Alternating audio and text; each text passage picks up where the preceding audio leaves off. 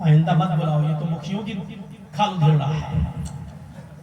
भाई मजबूरी है, सोचिए हम कहाँ हैं, आपको पता नहीं है? आप सिर्फ बिहार के दामन में रहते हैं। हमसे पूछो, हिंदुस्तान के चप्पे चप्पे में प्रोग्राम करता हूं, इस वक्त क्या हालत है। आप तो खुश नसीब हैं कि आपके मदरसे में खुलेआम मदरसे का चंदा हो रहा है। हम उत्तर प्रदेश के अंदर अपने मदरसों का चंदा भी नहीं कर सकते। खुश नसीब है आप कि आपके यहाँ इदारे चल रहे हैं और आपसे इन इदारों के लिए भीख मांगी जा रही है, जिसको कहने में आपकी छाती फट रही है। हम यूपी वालों से पूछो कि हम हिसाब दे रहे हैं कि कितने बच्चे पढ़ रहे हैं और पैसा कहां से आ रहा है। एक आदमी की रसीद दिखाना पड़ती है कि इसने कितना दिया है, और तब भी हमको शक की नजरों से देखा जाता है। खुश नसीब, लेकिन हालात बदलने में टाइम नहीं लगता है, ये याद रखिएगा। इसीलिए कहा अल्लाह के रसूल ने, वक्त को गनीमत समझो और जो नेक काम करने का मौका मिल रहा है जल्दी करो।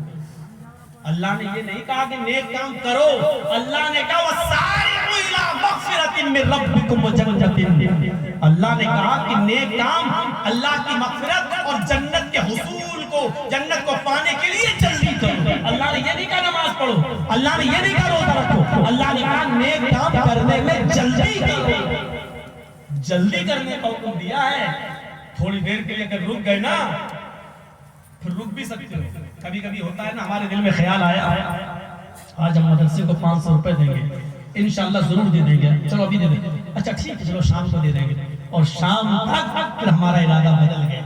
हजरत अबू बकर सिद्दीक का वाकया इमाम बुखारी रहमतुल्लाह अलैह अल अदबुल मुफरद के अंदर नकल करते हैं कि वो लैट्रिन के लिए गए जंगल में। उस जमाने में शौचालय और लैट्रिन घर में नहीं हुआ करता था। जंगल में गए, दरख्तों की आड़ में बैठे, अभी बैठे ही थे कि उठ गए, लैट्रिन नहीं थी, कज़ाए हाजत से फारिग नहीं हुए, सीधे उठे और अपने घर गए, और घर से निकले फिर किसी और गांव में गए।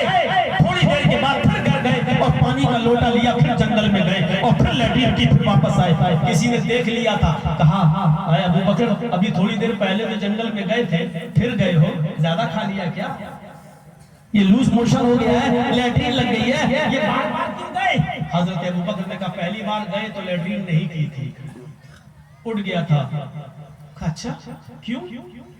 कहा जैसे ही मैं लैट्रिन के लिए बैठा, मुझे ख्याल आया कि मेरे तकिए के नीचे सोने का एक टुकड़ा है, मैं इसको गरीबों में सदका कर दूं। फौरन उठा और मैं सीधे घर गया और सोने का वो टुकड़ा लिया, और फिर मैं गरीब और मिस्कीनों में गया, उस टुकड़े को बेचा, उसकी कीमत मैंने गरीब और मिस्कीनों में बांट दी। उसके बाद घर गया और पानी का लोटा बदला लिया। अब मैं आया हूं, अब मैंने लैट्रिन की। पूछने वाले ने कहा आया अबू बकर सिद्दीक, ये काम तो आप लैट्रिन करने के बाद भी कर सकते थे। अरे आपको ख्याल आया तो आप लैट्रिन कर लेते, फिर घर में जाते, फिर तकसीम कर देते। आप लैट्रिन छोड़ के चले गए और पहले सदका किया, फिर आए फिर लैट्रिन की। हजरत अबू बकर फरमाते हैं कि हाँ मैंने यही सोचा था कि लैट्रिन कर लूं, उसके बाद जाऊं, लेकिन कुरान की आयत ज़हन में आ गई, अपने रब की मग़फ़िरत की तरफ जल्दी करो और जन्नत के उसूल के लिए जल्दी करो। इन्ना शैतान युस्मी अला नाज़मी, मुझे डर लगा शैतान कहीं मेरे इरादे को बदल न दे। अभी मेरे दिल में सदका और खैरात का ख्याल आया, कहीं लैट्रिन करने के बाद जब मैं यहाँ से उठूं तो शैतान हमारे इरादे को बदल न दे, फिर सदके का ख्याल मेरे ज़हन से निकल न जाए, इसलिए पहले मैंने ये नेक काम कर दिया। वो लैट्रिन तक करना दोबारा नहीं किए, पहले सदका कर लो, पहले खैरात कर लो, पहले गरीबों को दे दो, उसके बाद हम लैट्रिन करेंगे। जबकि नमाज जैसा अमल अल्लाह के नबी ने फरमाया, अगर क़ज़ाए हाजत की जरूरत है तो पहले क़ज़ाए हाजत से फारिग हो जाओ, फिर जाओ नमाज पढ़ने के लिए। अल्लाह के नबी ने ये कहा नमाज बाद में पढ़ो, पहले लैट्रिन की जरूरत है तो पहले उस जरूरत से फारिग हो जाओ। लेकिन हजरत अबू बकर सिद्दीक ने कहा कि पहले हम ये काम करेंगे और उसके बाद हम जाके फिर हम क़ज़ाए हाजत और लैट्रिन करेंगे। अंदाजा लगाइए नेक काम करने में कितनी जल्दी कर देते। आइए जरा इधर आइए और सुनिए, हजरत साद इब्न अबी वक़ास का नाम सुना होगा, बहुत जलील मुक़द्दस सहाबी गुजरे हैं।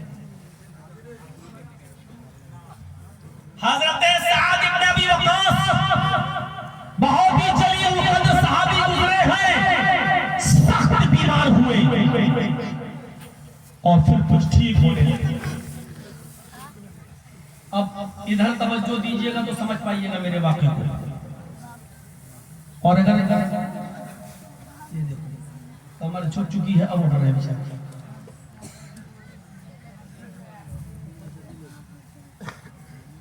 अल्लाह के रसूल सल्लल्लाहु अलैहि वसल्लम को पता चला कि साद इब्न वकास बीमार हैं, तो उनके घर गए अयादत करने। बहुत सवाब है बीमार की अयादत करने का।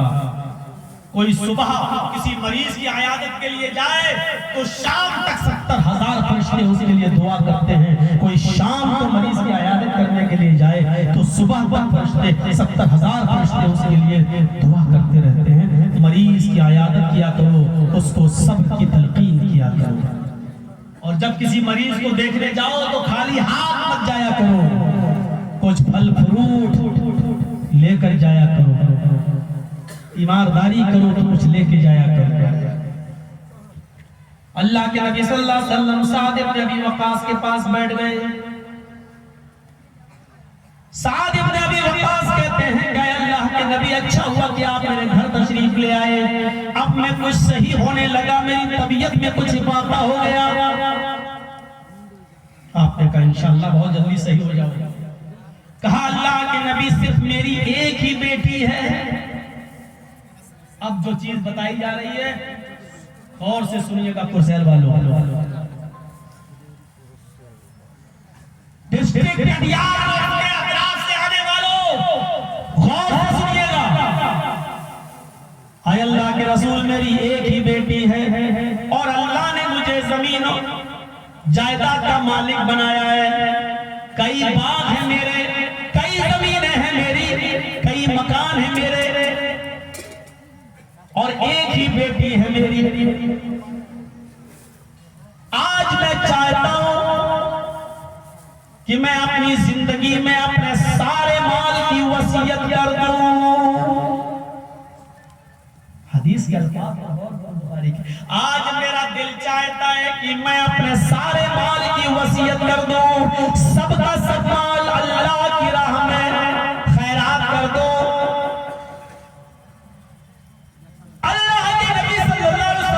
फरमाया ला तफअल हाकज़ा, आए साद इब्न अबी वक्कास, तुम ऐसा हरगिज़ नहीं कर सकते।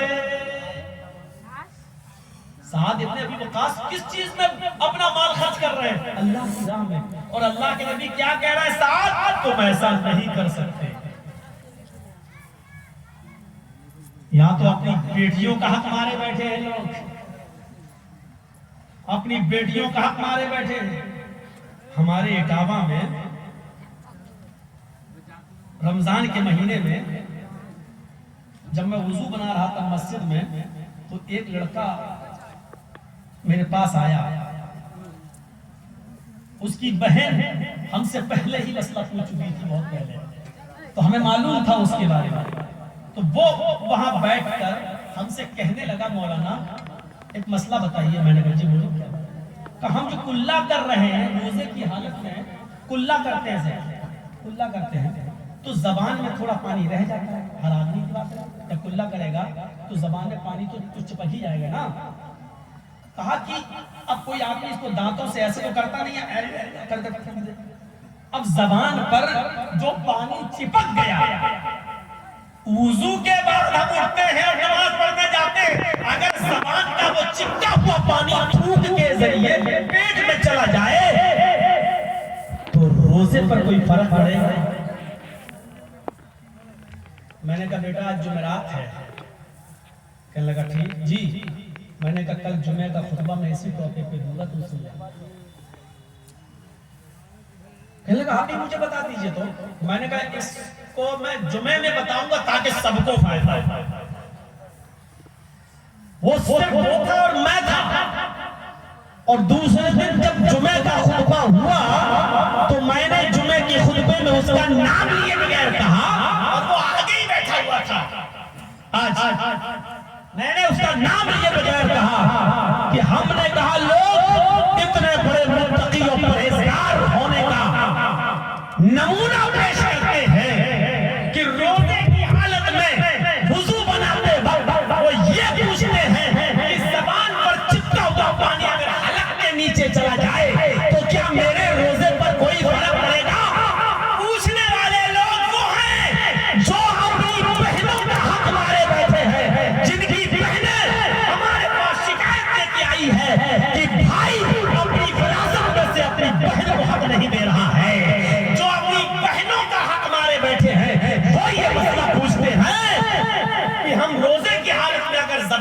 चिपका हुआ पानी अगर हलक में चला जाए तो रोजे पर कोई फर्क पड़ता या नहीं पड़ता है।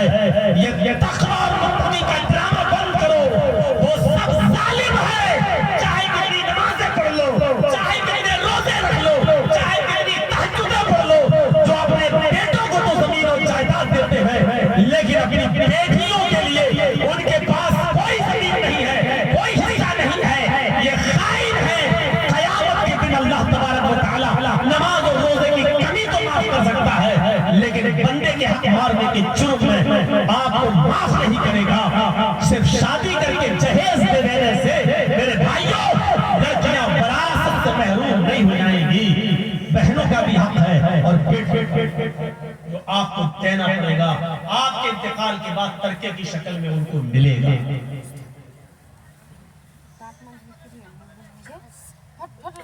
आ गए मस्जिद में पढ़ लो। अरे तू तहज्जुद ही क्यों ना पढ़ ले? तेरे सर पर इतना मोटा टीका क्यों नहीं जम जाए? अगर तू वसीयत नहीं करता, अगर तू अपनी जिंदगी में ये नहीं कहता कि मेरे इंतकाल के बाद लड़के और लड़की और बीवी और बहन जितना भी है सबको शरीयत के मुताबिक जितना बनता है उतना पूरा पूरा हक उनको दे देना। अगर आप ये वसीयत नहीं करते हैं तो आप गुनाहगार होंगे। अगर आप ये कह के जाते हैं ना, बड़े बेटे ने मेरी ज्यादा खिदमत की है, उसको इतना दे देना, और उन्हें कम की तो इतना दे देना, तो आप गुनाह का दरवाजा खोलते जा रहे हैं। अगर आपके किसी बेटे ने आपकी खिदमत ज्यादा की है तो उसको सवाब भी ज्यादा मिलेगा, लेकिन खिदमत ज्यादा करने की वजह से वो आपकी जमीन और जायदाद में ज्यादा हिस्सेदार बन जाए, ये नहीं हो सकता है, ये गलत है। अल्लाह के नबी ने साद इब्न अबी वक़ास से कहा, साद तुम सारे के सारे माल की वसीयत नहीं कर सकते, इसको न तो सारा का सारा माल मस्जिद में दे सकते हो, न मदरसों में, न गरीबों में, न मिस्कीनों में, तुम ऐसा हरगिज नहीं कर सकते। हजरत साद इब्न अबी वक़ास कहते हैं, ऐ अल्लाह के नबी तब हम 2/3 माल की वसीयत कर देते हैं। 2/3 यानी हमारी जो वरासत, जो जमीन और जायदाद, जो जमीन है, जो मकान है, हम उसके 3 हिस्से कर देते हैं और 2 हिस्से खैरात कर देते हैं, सदका कर देते हैं, अल्लाह की राह में निकालने की वसीयत कर देते हैं। 3 हिस्से करके 2 हिस्से। क्या 2/3 की 2/3 की मैं वसीयत कर दूं? अल्लाह के नबी ने फरमाया, ला तफअल, आए वसीयत नहीं कर सकते, ये तुम्हारे लिए गलत है। तुम अपनी विरासत में से, अपनी मिल्कियत में से 3 हिस्सों में से 2 हिस्से की भी वसीयत नहीं कर सकते। हज़रत साद इब्न अबी वक़ास कहते हैं, बुखारी शरीफ की रिवायत, अल्लाह के नबी तब हम आधा कर देते हैं, आधे को हम छोड़ देते हैं और आधा माल हम वसीयत कर देते हैं कि अल्लाह की राह में खैरात, अल्लाह की राह में सदका है। अल्लाह के नबी फरमाते हैं,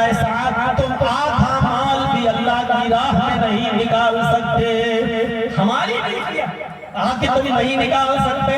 तब अल्लाह के नबी से साद इब्न अबी वक़ास ने कहा, अल्लाह के रसूल फिर 1/3 यानी 3 हिस्सों में से क्या 1 हिस्से की भी हम वसीयत नहीं कर सकते हैं? आपने फरमाया, हाँ, आए साद 1/3 की तुम वसीयत कर सकते हो, 1/3 की तुम वसीयत कर सकते हो, लेकिन ये भी ज्यादा है, ये भी ज्यादा है। करना तो नहीं चाहिए, लेकिन अगर 1/3 की करना चाहो तो कर सकते हो, हालांकि ये भी ज्यादा है। मेरे भाइयों, गौर करो कि अपना माल है, आप उसकी मिल्कियत है, आपकी मिल्कियत है, आप अपने माल में से आधा नहीं दे सकते हो, आधे की वसीयत नहीं, आप 1/3 की वसीयत कर सकते हो। सिर्फ 1/3 मस्जिद के लिए, जितना 1/3 मदरसे के लिए, 1/3 गरीबों के लिए, 1/3 की आप वसीयत कर सकते हो, लेकिन इससे ज्यादा की वसीयत की इजाजत अल्लाह के रसूल ने नहीं दी। वो आपके इंतकाल के बाद तरका होगा, जो आपके रिश्तेदार हैं उनको मिलेगा, आपके बेटे बेटी भाई बहन इनके तकसीम होगा। किसी की 2 बीवी होती है, किसी की 3 बीवी होती है, किसी के 2 बच्चे होते हैं, किसी बीवी से 5 बच्चे होते हैं, किसी से 2 बेटी होती है, किसी से 2 बेटे होते हैं। ये सब उसी में से जो तरका है उसमें से तकसीम होगा। मेरे भाइयों, मौका नहीं है, वरना मैं चाहता हूं कि एक तकरीर हमारी विरासत के टॉपिक पर होनी चाहिए कि बाप माँ का कितना है, बीवी का कितना है, भाई का कितना है, बहन का कितना है। लेकिन हम सोचते हैं कि अगर ये तकरीर कभी किसी मौजू पर हम कर देंगे तो वो आपके सर से ऊपर गुजरेगी, समझ में नहीं आएगी। फिर आप कहेंगे कि मौलवी ने क्या बोला, हमारी समझ में नहीं आई है। मेरा दिल चाहता है कि एक तकरीर ऐसी हो कि अगर 5 बहनें 3 भाई, तो बहनों का कितना बनता है, भाइयों का कितना बनता है, बीवी का कितना बनता है। अगर आपके बाप ने 2 शादियां की है तो उनसे जो बच्चे उनका कितना बनता है, इससे जो बच्चे इसका कितना बनता है, उससे जो बेटियां उसकी कितनी बनती है। अगर बाप की माँ यानी दादी जिंदा है आपकी तो उसका उसमें हक है या नहीं है। मेरे भाइयों, दिल चाहता है कि इस मौजू पर एक तकरीर की जाए, लेकिन ये सोच कर नहीं करता हूँ कि इतनी बड़ी तकरीर होगी कि हमारे दिमाग से कहीं ऊपर न जाए और आपकी समझ से कहीं बाहर ना हो और आप ये कहें कि मौलाना क्या बोला, क्योंकि इसमें वही होता है 1/3, 1/4, 1/6 ये सब गुना भाग लगा के बताना पड़ता है जो हमारे सरों से ऊपर जाता है। इसलिए डरता हूं कि ये ना कह दो कि मौलवी तकरीर करना भूल गया। लेकिन कभी इंशाअल्लाह करूंगा, जब ज्यादा बुराइयां देखूंगा इस टॉपिक पर ही बोलूंगा। तो मेरे भाइयों, साद इब्न अबी वक्कास ने चाहा कि हम पूरा माल तकसीम करने, अल्लाह के नबी ने नहीं करने दिया। अच्छा, ये हदीस बता रही है कि अच्छी जगहों पर भी आप अपना सारा माल खर्च नहीं कर सकते। ये 3 हदीसें काफी हैं। अब आइए हम अपने समाज और सोसाइटी में देखें, हम शादियों में कितना खर्च करते हैं, जहेज में क्या कर रहे हैं, जहेज का चलन कैसा है। आज आपको ये सुनना ही पड़ेगा। थोड़ी देर के लिए कलेजा थाम कर बैठे, जब झमेले हमने पाले हैं तो सुनना भी पड़ेगा। और अगर नहीं सुनना चाहते हो तो फिर जलसे कराना बंद करिए। पहले थोड़ा सा इशारा शादी की। शरीयत में शादी में दीनदारी को इख्तियार करना और मुंतखब करने को तरजीह दी है। एक मसला पहले जहन में रखिए, शादी का पैगाम लड़के वालों को देना चाहिए लड़की के घर, या लड़की वाले पहुंचाएं लड़के वाले के घर, क्या सही है? हमारे समाज में क्या होता है, पहले जहन को रखिए, लड़के के माँ बाप रिश्ता लड़की के घर लेके जाएं, ये सही है, या लड़की के माँ बाप को फिक्र होनी चाहिए कि अपनी बेटी का रिश्ता हम के लिए जाएं लड़के वालों के पास? 2 चीजें। तीसरी चीज, क्या कोई लड़का खुद किसी लड़की से कह सकता है कि मैं तुमसे शादी करना चाहता हूं? क्या कोई लड़का खुद पैगाम पहुंचा सकता है या नहीं? और चौथी चीज, क्या कोई लड़की भी खुद अपना पैगाम किसी लड़के को दे सकती है कि नहीं कि मैं आपसे शादी करना चाहती हूं? ये 4 चीजें आज समझ लीजिएगा। शायद मैं अब तक नहीं बोला हूं।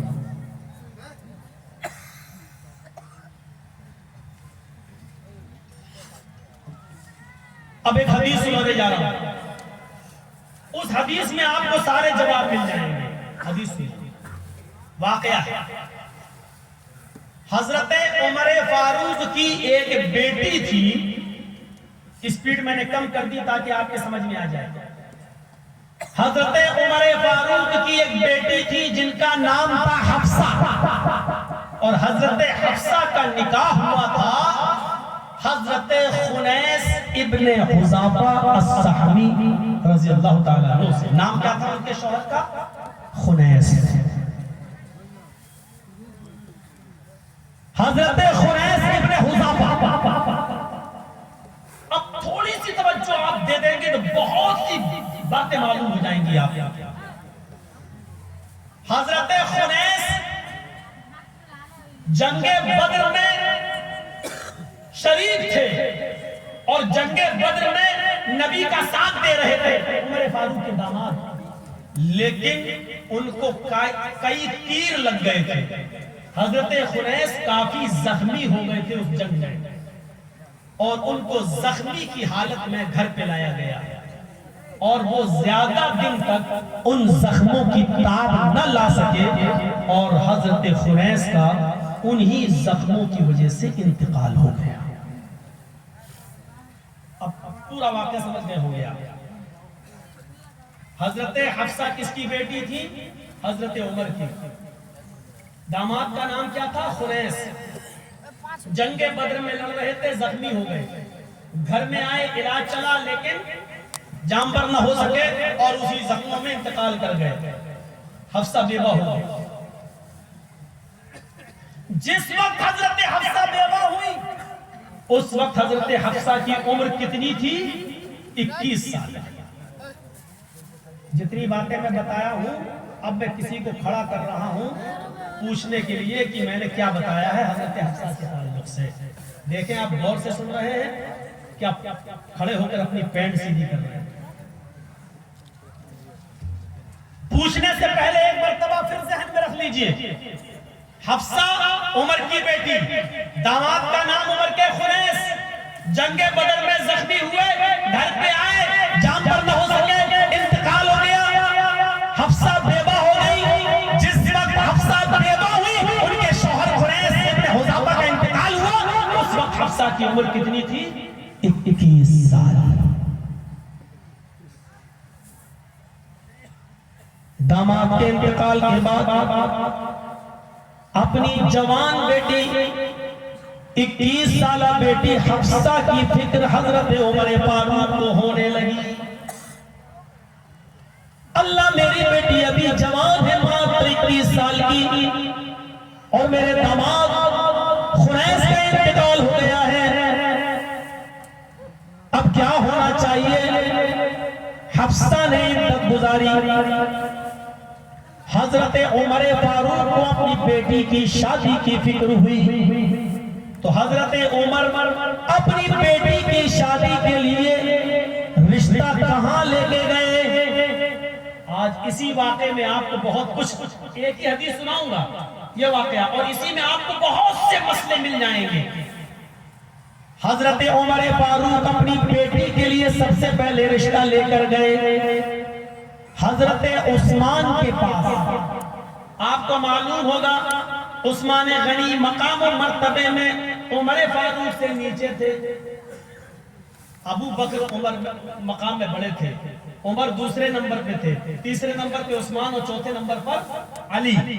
तो उस्मान का मकाम और मर्तबा हजरत उमर से बहरहाल नीचा था, छोटा था। लेकिन हजरत उमर फारूक ने ये नहीं सोचा कि मैं अपने से छोटे इंसान के पास जाऊंगा तो मेरी इज्जत में कमी आ जाएगी। आज सारा झगड़ा तो माफ का है ना?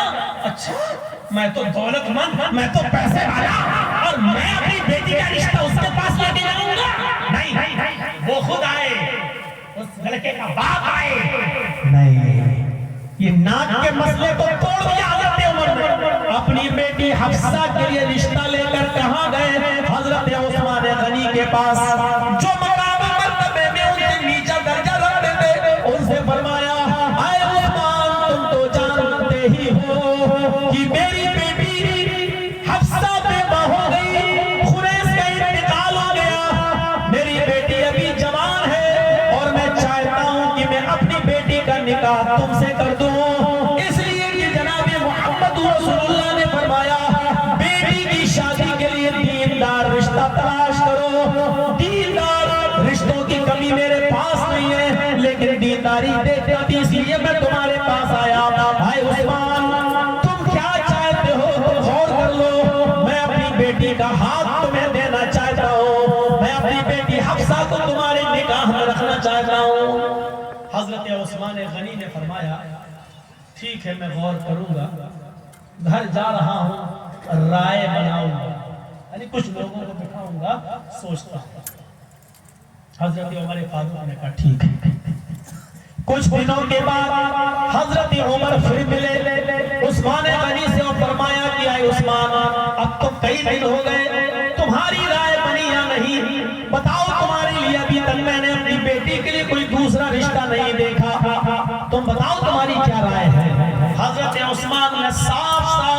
कर दिया, हाय उमर राय नहीं हो पा रही है, सब मुत्तफिक नहीं हो पा रहे हैं, इसलिए मैं आपकी बेटी के साथ निकाह नहीं कर सकता। हजरत उमर फारूक ने कहा कोई बात नहीं, राय नहीं हुई, ठीक है चलिए। अब हजरत उमर फारूक रज़ियल्लाहु ताला अन्हु अपनी बेटी के लिए किसके पास गए?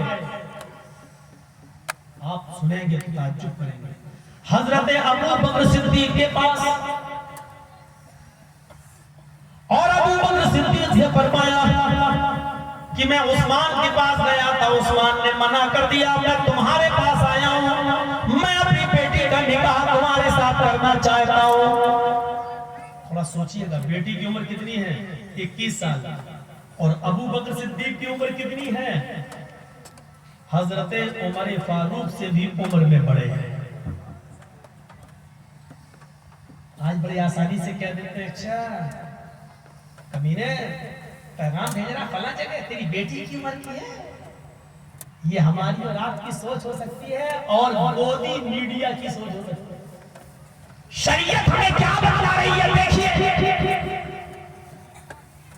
हजरत अबू बकर से कहा कि मैं अपनी बेटी का निकाह तुम्हारे साथ करना चाहता हूं, तुम्हारी क्या राय है?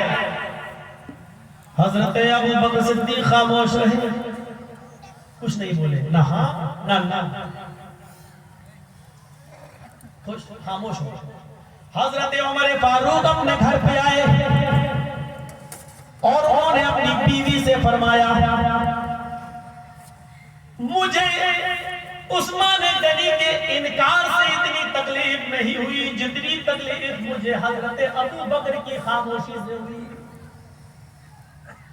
अबू बकर को अगर मेरी बेटी से निकाह नहीं करना था तो न करते, मना कर देते, लेकिन उन्होंने खामोशी अख्तियार कर ली। हजरत उस्मान ने तो साफ साफ मना कर दिया। मुझे उस्मान के इनकार से इतनी तकलीफ नहीं हुई जितना अबू बकर की खामोशी से तकलीफ हुई। बोलना छोड़ दिया, सलाम दुआ चाहिए, सलाम अलैकुम, बातचीत अब वो नहीं रही। अबू बकर भी समझ गए कि उमर फारूक शायद हमसे कुछ नाराज है, दिल में कुछ नहीं हो गया, लेकिन अबू बकर भी मजबूर है। क्यों खामोश है बता रहे हैं, बाद में पता चलेगा। अभी देखिए, मैंने कहा इस हदीस से बहुत सी चीजें पता चलेंगी। कुछ दिनों के बाद अल्लाह के नबी जनाब मोहम्मद रसूलुल्लाह सल्लल्लाहु अलैहि वसल्लम आए और फरमाया, आए उमर, तुम्हारे दामाद खुनैस जंग के बदर में जख्मी हो गए थे और उसकी वजह से इंतकाल कर गए। तुम्हारी बेटी हफ्सा बेवा हो गई, मैं चाहता हूं कि तुम्हारी बेटी हफ्सा से निकाह कर लूं, लिहाजा मैं अपना पैगाम तुम्हारी बेटी हफ्सा के लिए लाया हूं, अगर तुम चाहो तो अपनी बेटी हफ्सा का निकाह मेरे साथ कर दो। हजरत उमर फारूक फौरन तैयार हो जाते और उन्होंने अपनी 21 साला बेटी हजरत हफ्सा का निकाह जनाब मोहम्मद रसूलुल्लाह से कर दिया। अब यहां देखिए, हजरत मोहम्मद रसूलुल्लाह से अपनी उस बेटी का निकाह किया कि खुद मोहम्मद रसूलुल्लाह हफ्सा के बाप हजरत उमर से 14 साल बड़े हैं। कितने साल? 14 साल। यानी उमर फारूक की तो बेटी थी, वो उमर से भी 14 साल बड़े थे अल्लाह के रसूल। और हजरत उमर फारूक ने अपनी बेटी का निकाह किसके साथ किया? मोहम्मद रसूलुल्लाह के साथ। जब निकाह हो गया तब अबू बकर सिद्दीक हजरत उमर के पास आए और फरमाया, अरे उमर, शायद तुम मुझसे नाराज हो। हजरत उमर ने कहा, जी उस्मान ने इनकार कर दिया, मुझे इतनी तकलीफ नहीं हुई जितनी तकलीफ मुझे तुम्हारी खामोशी से हुई थी। फरमाया, उमर, तुम्हारा नाराज होना बजा था, लेकिन मैं खामोश क्यों था? शायद तुम्हें नहीं मालूम, अल्लाह के नबी सल्लल्लाहु अलैहि वसल्लम ने खुरैश के इंतकाल के बाद जब तुम्हारी बेटी इद्दत में थी हफ्सा, उसी वक्त मुझसे जिक्र किया था कि हफ्सा की इद्दत हो जाने दीजिए, तब तक उमर फारूक का भी गम दूर हो जाएगा और हफ्सा का भी गम दूर हो जाएगा। जब हफ्सा की इद्दत खत्म हो जाएगी तो मैं अपना पैगाम हफ्सा के लिए उमर फारूक को दूंगा। अल्लाह से कर चुके थे। ये बात नबी की मेरे दिल में राज थी, इसलिए मैं हाँ भी नहीं कह सका कि हाँ मैं निकाह करूंगा, इसलिए कि जिसका इरादा अल्लाह के नबी ने कर लिया हो तो मैं कौन होता हूँ कान बढ़ाने वाला। और मैंने तुमसे इसलिए नहीं कहा कि अल्लाह के नबी आपकी बेटी से निकाह करना चाहते, क्योंकि अल्लाह के नबी ने मुझसे अपना ये राज बताया था। मैं नहीं चाहता था कि नबी का ये राज फाश हो और नबी का ये राज मेरे दिल से निकले। शादियां राज में रखा करो और चुपके से शादियों का पैगाम दिया करो, क्योंकि आज के दौर में अगर किसी को पता चल गया कि फला तुम्हारी बेटी के साथ निकाह का पैगाम भेज रहा है तो दूसरे मन चले उस लड़के में हजारों बुराइयां निकाल के रिश्ता तोड़वा देंगे, उस लड़की में हजारों बुराइयां निकाल के रिश्ता तोड़वा देंगे। इसलिए अबू बकर सिद्दीक ने नबी अकरम की बात को राज कर रखा है। शादी के चर्चे बहुत चुपके से होते हैं, ऐलान होता है, निकाह आम तरीके से किया जाता है, लेकिन शादी के रिश्ते चुपके से चलाना चाहिए ताकि आज के जमाने में किसी बदमाश को पता न चले और लड़के या लड़की में हजारों बुराइयां निकाल के वो रिश्ते को तोड़वा ना दे। इस हदीस से पता चला कि लड़की भी, लड़की के बाप भी लड़की के लिए निकाह का पैगाम लड़के वालों को दे सकते हैं, जैसे उमर फारूक ने दिया। उमर फारूक ने अपने से छोटे मकाम वाले इंसान को उस्मान को दिया, नाक नहीं कट गई, और फिर वो अपने से बड़े मर्तबे वाले अबू बकर सिद्दीक को पैगाम निकाह दिए। मेरे भाइयों, उससे उनकी शान घट नहीं गई और बढ़ नहीं गई। तो आप अपनी बेटी के लिए दीनदार रिश्ता देख सकते हैं और बेटी के लिए खुद जा सकते हैं, लड़के के माँ बाप से बात कर सकते हैं, लड़के से भी बात कर सकते हैं, जैसा कि हजरत उमर फारूक ने डायरेक्ट उस्मान से कहा, डायरेक्ट अबू बकर से कहा। और मेरे भाइयों, लड़के वाला भी डायरेक्ट पैगाम दे सकता है, जैसे खुद जनाब मोहम्मद रसूलुल्लाह ने हजरत उमर फारूक की बेटी के लिए हजरत उमर से कहा कि मैं आपकी बेटी से निकाह करना चाहता हूँ। डायरेक्ट लड़का भी लड़की के बाप से कह सकता है, आपकी बेटी से मैं निकाह करना चाहता हूँ, मैं दीनदार हूँ, नमाजी हूँ, रोजदार हूँ, मेरा जरिए माश ये है, मैं कमाता हूँ, मुझे जहेज नहीं चाहिए, मुझे कुछ नहीं चाहिए, और इसमें लड़की के बाप को नाराज नहीं होना चाहिए, क्योंकि शरीयत इस बात की इजाजत देती है। हजरत उमर पे हजरत मोहम्मद रसूलुल्लाह ने डायरेक्ट लड़की के बाप उमर से उनकी बेटी का हाथ मांगा था, तो लड़का डायरेक्ट बाप से हाथ मांग सकता है बेटी का। मौलाना साहब, बहुत आसान कर दिया मामला आपने, लेकिन शरीयत के दायरे में रहकर, शरीयत के दायरे में रहकर अल्लाह के रसूल तो डायरेक्ट हजरत उम्मे सलमा के पास चले गए थे। उम्मे सलमा के शौहर अबू सलमा का जब इंतकाल हो गया और उम्मे सलमा की जब इद्दत पूरी हो गई तो अल्लाह के नबी उनके पास गए, उन्होंने दरवाजा खोला, अंदर बुलाया, तकिया दे दिया, तकिए पर टेक लगाकर नबी अकरम बैठ गए। कहा अल्लाह के नबी, अचानक मेरे घर कैसे आना हुआ? फरमाया, आए उम्मे सलमा, तुम्हारे शौहर का इंतकाल हो गया है, तुम बेवा हो गई हो, मैं तुमसे निकाह करना चाहता। उम्मे सलमा ने कहा अल्लाह के नबी, ऐसा नहीं हो सकता है कि आप किसी को पैगाम, निकाह का पैगाम दो, वो इनकार कर दे, उससे बड़ा बदनसीब कौन होगा? मैं इनकार नहीं कर सकती, लेकिन मेरी कुछ शर्तें हैं। पहली शर्त यह है कि मैं अब मां बनने के लायक नहीं हूं, मैं शादी की उम्र को क्रॉस कर चुकी हूं, यानी अब मैं बच्चे नहीं पैदा कर सकती, मैं बुढ़ापे की दहलीज पर कदम रख चुकी हूं। दूसरी चीज ये कि अल्लाह के नबी, आपकी पहले से कई बीवियां हैं और मुझे भी आप अपनी बीवी बना कर ले जाएंगे। अगर आपकी और बीवियों ने मुझे कुछ उल्टा सीधा बोल दिया तो मुझ पर बर्दाश्त नहीं होगा। मैं बहुत गैरतमंद औरत हूँ, मैं फिर खरी खोटी सुना देने में पीछे नहीं होती हूँ। मैं नहीं चाहती हूँ कि मेरी वजह से आपके घर में आग लगे, आपको परेशानी हो, मैं 100 लोगों को बर्दाश्त नहीं कर सकती। तीसरी मेरी शर्त ये कि अबू सलमा का इंतकाल हो गया है, वो मुझसे कई बच्चे पैदा किए थे और उनके बच्चे मेरे पास हैं। अल्लाह जिम्मेदारी मेरे ऊपर है। अगर आपने मुझसे निकाह किया है तो ये बच्चे भी मेरे साथ जाएंगे। आप ये कहेंगे बच्चे मेरे नहीं है इसलिए इनको कहीं और दे दो, तो मैं अपने बच्चों को नहीं छोड़ सकती हूँ। इन बच्चों की परवरिश और इनके पालने पोसने की जिम्मेदारी मेरे ऊपर है। अल्लाह के नबी ने फरमाया, मैं सलमा, मैं अल्लाह से दुआ करूंगा, अल्लाह 100 घरों के दरमियान मोहब्बत पैदा कर देगा, तुम्हें लड़ाई झगड़े की नौबत ही नहीं आएगी, मैं इंसाफ से काम लूंगा, ये चीज तुम्हारी खत्म हो जाएगी। रही तुम्हारे बच्चे न पैदा करने वाली बात, बुढ़ापे को पहुंच चुकी हो, कोई बात नहीं, अब मैं भी उसी उम्र को पहुंच चुका हूँ जो तकरीबन तुम्हारी उम्र है, वही उम्र में भी मेरी भी है, और मेरा मकसद शादी करके बच्चे पैदा करने का नहीं है, बेवा और विधवा और उन लोगों का सहारा बनने के लिए, ताकि मैं ये साबित कर सकूं कि मोहम्मद रसूलुल्लाह कुंवारी ही नहीं बल्कि बेवा औरतों के लिए भी सहारा बनने के लिए आया है, बेवा औरतों को भी घर बसाने के लिए आया है। मैं चाहता हूं कि तुम मेरे साथ निकाह करो, और बच्चे पैदा करने की उम्र में तुम नहीं हो तो मैं भी तकरीबन बुढ़ापे को कदम रख चुका हूँ, कोई बड़ी बात नहीं है। रही बच्चों की बात, जब तुम निकाह करके मेरे पास आओगी तो तुम्हारे बच्चे मेरे बच्चे होंगे, तुम्हारे बच्चों की परवरिश मेरे जिम्मे है, मैं उनको खिलाऊंगा पिलाऊंगा।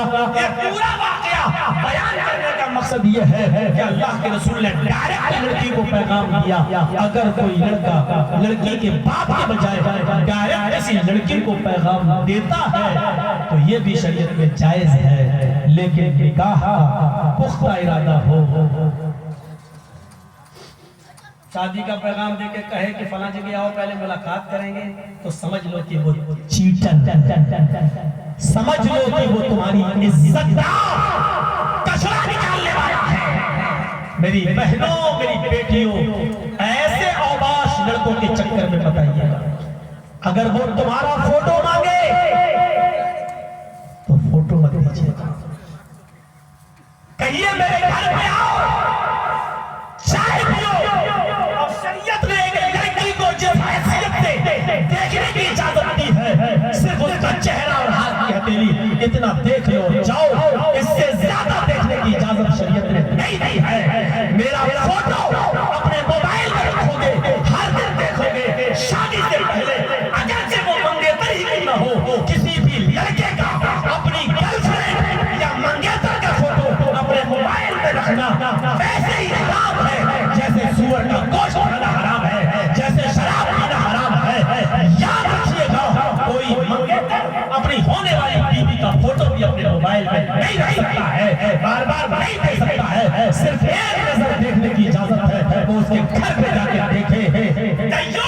और भगवे हैं वो लोग जो मंगेतरों के फोटो बार बार मंगाते हैं, अपने मोबाइल में सेव करते हैं, और हल मिल मजीद बात खोल के दो, थोड़ा इस स्टाइल में दो, थोड़ा पाउडर क्रीम लगा के दो, थोड़ा यहाँ का दो, फलाने के शादी में गई वहां का फोटो दो।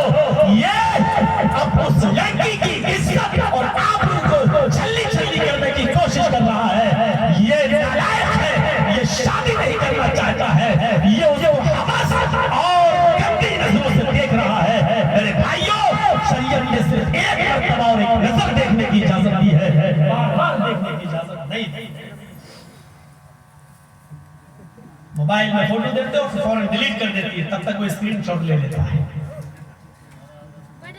नहीं दीजिए आप फोटो। ये अलग बात है कि अब कोई सऊदीया में रह रहा हो, कोई अमेरिका में रह रहा हो, अब इतनी दूर नहीं आ सकता देखने के लिए, तो चलिए एक मरतबा वीडियो कॉल करके आप दिखा दीजिए लड़की का हाथ और लड़की का चेहरा। अब देखिए, अब तो इतनी चीजें हो गई, अब उसका भी स्क्रीनशॉट ले सकता है, अब उसका तो कुछ बात नहीं, अब वो तो आजकल चल रहा है। आप उससे कह दीजिएगा अगर आपने स्क्रीनशॉट लिया तो आपके लिए हराम, जैसा कि एक लड़की के पास अल्लाह के नबी ने सहाबी को भेजा, जाओ देख लो, मैं उसके साथ तुम्हारा निकाह करना चाहता हूँ। तो सहाबी दरवाजे को दस्तक देते हैं, लड़की ने दरवाजा खोला, कौन पर्दे में, उसने कहा मुझे जनाब मोहम्मद रसूलुल्लाह सल्लल्लाहु अलैहि वसल्लम ने आपके पास भेजा है, कहा कि उसमें फला फला शख्स रहता, उसकी बेटी को एक नजर देख लो। नबी अकरम मेरा निकाह उस लड़की के साथ कराना चाहते हैं, उस